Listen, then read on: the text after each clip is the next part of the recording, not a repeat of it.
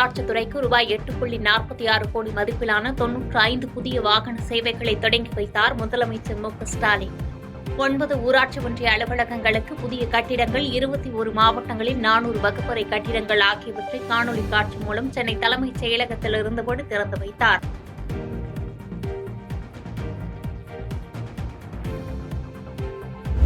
மும்மொழி கொள்கையை ஏற்றுக்கொள்ள மத்திய அரசு நிர்பந்தம் செய்வதாக அமைச்சர் அன்பில் மகேஷ் குற்றச்சாட்டு. மும்மொழி கொள்கையை ஏற்றால் பள்ளிக்கல்வித்துறைக்கு வழங்க வேண்டிய நிதியை அரை மணி நேரத்தில் ஒதுக்குகிறோம் என மத்திய அரசு தெரிவித்து வருவதாக கண்டனம்.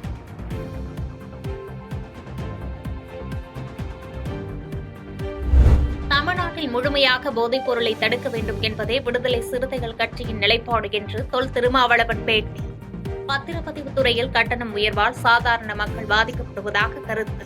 சாதாரண மக்கள், எளிய மக்கள் பாதிக்கப்படாத வகையில் அந்த விலை உயர்வு அல்லது கட்டண உயர்வு இருக்க வேண்டும் என்பது என்னுடைய வேண்டுகோள். அது குறித்து நான் இன்னும் விவரங்களை திரட்டி முதல்வருடைய கவனத்திற்கு எடுத்துச் செல்ல முயற்சிப்பேன். நீண்ட இடைவெளிக்கு பிறகு இந்த கட்டண உயர்வு இருக்கிறது. அதனால் எளிய மக்கள் பாதிக்கப்படக்கூடாது. திமுக கூட்டணி தமிழ்நாட்டில் பல இடங்களில் தனி பெரும்பான்மையுடன் வெற்றி பெறும் என்பது உறுதி. பாரதிய ஜனதா தலைமையில் எதிர்க்கட்சிகள் ஒன்று சேரும் என்று தனக்கு நம்பிக்கை இல்லை என்று திருமாவளவன் கருத்து. அது சிதறி கிடக்கிற எதிர்க்கட்சிகளை ஒருங்கிணைக்க வேண்டும் என்கிற ஒரு விருப்பத்தை அவர் வெளிப்படுத்தியிருக்கிறார். பாரதிய ஜனதா தலைமையில் எதிர்க்கட்சிகள் ஒன்று சேரும் என்று எனக்கு நம்பிக்கை இல்லை. தமிழ்நாட்டை பொறுத்தவரையில் அது வெற்றிகரமாக அமையாது என்பதை கடந்த தேர்தல்களில் மக்கள் உணர்த்தியிருக்கிறார்கள். அம்பேத்கர் குறித்து மத்திய உள்துறை அமைச்சர் அமித்ஷா பேசியதை கண்டித்து சென்னையில் வரும் 28ஆம் தேதி விடுதலை சிறுத்தைகள் கட்சி சார்பாக மாபெரும் ஆர்ப்பாட்டம் நடைபெறும் என்று திருமாவளவன் அறிவிப்பு. ஆர்ப்பாட்டத்தில் அம்பேத்கர் என்று 1000 முறை முழக்கங்கள் எழுப்பப்படும் என பேட்டி.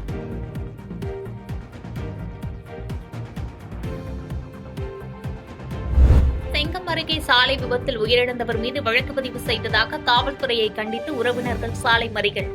சாலை மறியலில் ஈடுபட்ட பெண்கள், உறவினர்கள் அனைவரையும் வலுக்கட்டாயமாக காவல்துறையினர் கைது செய்ததால் பரபரப்பு.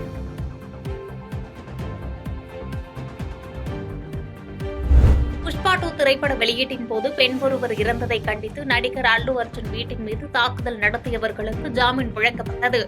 போராட்டத்தில் ஈடுபட்ட 6 பேர் கைது செய்யப்பட்ட நிலையில் அவர்களுக்கு ஜாமீன் வழங்கியது உள்ளூர் நீதிமன்றம்.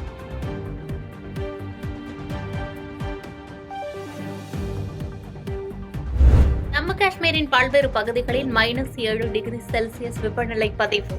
ஸ்ரீநகரின் புகழ்பெற்ற தால் ஏரி மீது பனி உறைந்தது.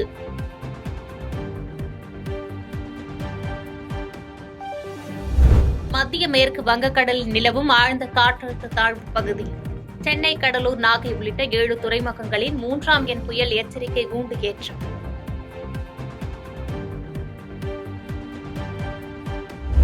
தொழிலதிபர் எலான் மஸ்க் அமெரிக்க அதிபராக முடியாது என்று டொனால்டு டிரம்ப் திட்டவட்டம். அரசு அமைப்பு சட்டப்படி அந்நாட்டில் பிறந்தவர்கள் மட்டுமே அதிபராக முடியும் என டிரம்ப் விளக்கம். நைஜீரியாவில் உணவு பொட்டலம் வாங்க முண்டியடித்து சென்றபோது கூட்ட நெரிசலில் சிக்கி 32 பேர் உயிரிழந்த சோகம். தலைநகர் அபுஜாவில் உள்ள ஒரு தேவாலயத்தில் கிறிஸ்துமஸ் பண்டிகையை முன்னிட்டு நடைபெற்ற நிகழ்ச்சியில் விபரீதம்.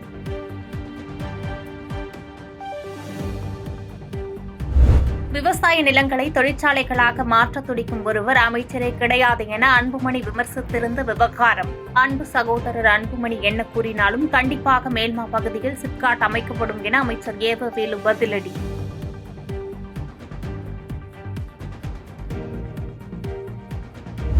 நெல்லையில் நீதிமன்ற வளாகத்தில் இளைஞர் வெட்டி கொலை செய்யப்பட்ட சம்பவத்தின் எதிரொலி.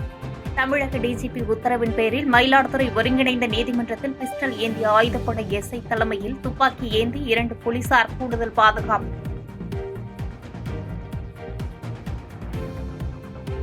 போச்சம்பள்ளி அருகே அகரம் கிராமத்தில் உள்ள அரசு உயர்நிலைப் பள்ளியில் தேங்கிய மழைநீரால் நோய் தொற்று பரவும் அபாயம். மழை பெய்யும் போதெல்லாம் இதே நிலை நீடிப்பதால் நிரந்தர தீர்வு காண வேண்டி கோரிக்கை.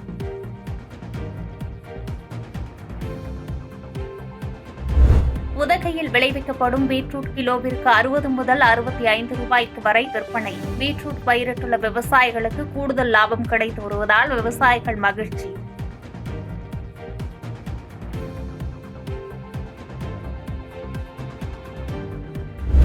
திருவண்ணாமலை மாவட்டத்தில் 25 கோடி ரூபாய் மதிப்பு நவபாஷண முருகர் சிலை மற்றும் 35 லட்சம் ரூபாய் மதிப்பிலான தந்தத்தினாலான கிருஷ்ணர் சிலை பறிமுதல்.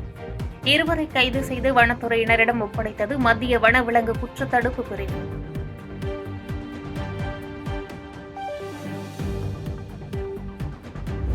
மணிமுத்தாறு அணையிலிருந்து பாசனத்திற்கு நீர் திறப்பு. சுமார் 12,000 ஏக்கர் விவசாய நிலங்கள் பாசன வசதி பெறும் நிலையில் 99 நாட்களுக்கு தண்ணீர் திறக்க ஏற்பாடு.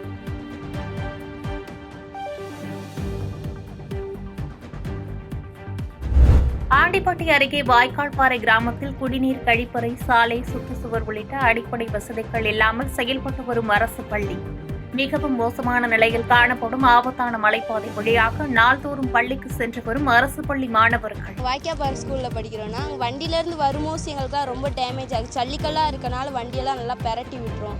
நாங்கள் கீழே விழுந்துட்டோம்னா ஹாஸ்பிட்டலுக்கு கொண்டு ஊருக்குள்ளே போகவே 2 கிலோமீட்டர் ஆகும். ஆனால் ஹாஸ்பிட்டலுக்குலாம் போகிறதுக்கு வாய்ப்பே கிடையாது. பசங்களுக்கு இங்கே ஏதாவது அடிப்படை வசதிகள் எதுவுமே இல்லை. காம்பவுண்ட் சவர் இல்லை, நீர் வசதியும் சரியாக இல்லை, பாத்ரூமும் சரியாக நல்லா டேமேஜ் ஆகி தான் இருக்குது. பசங்கள் வெளியேருந்து வந்தாங்கன்னா ஸ்கூலை டேமேஜ் பண்ணிடுறாங்க. சில டூர் போகிறவங்களாம் வந்துடுறாங்க, வண்டி நிப்பாட்டி வச்சு அன்றைக்கெலாம் ஒரு நாள் ஆடு வெட்டி சாப்பிட்டுலாம் போயிருக்காங்க. ரத்தமாக இருந்திருக்கு எங்கள் ஸ்கூலெல்லாம். நாங்களாம் க்ளீன் பண்ணிவிட்டோம். விருதுநகர் மாவட்டம் ராஜபாளையத்தில் நேற்று இரவு பெய்த கனமழை காரணமாக சத்திரப்பட்டி சாலை அருகே உள்ள தனியார் வாகன காப்பகத்தின் பக்கவாட்டு சுவர் இடிந்து விழுந்து விபத்து. 10 கார்கள், 2 டூ வீலர்கள் உட்பட 15க்கும் மேற்பட்ட வாகனங்கள் சேதமடைந்ததாக தகவல்.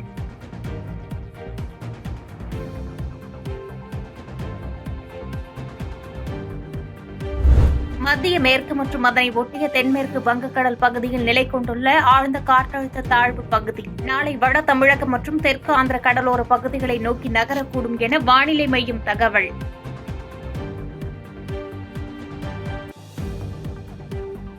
பாதகம் செய்பவரை கண்டால் நாம் பயங்கொள்ளலாகாது பாப்பா.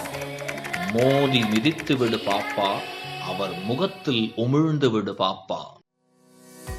அண்மை செய்திகளை உடனுக்குடன் தெரிந்து கொள்ள இணைந்திருங்கள் இயம்நாடு தொலைக்காட்சியுடன்.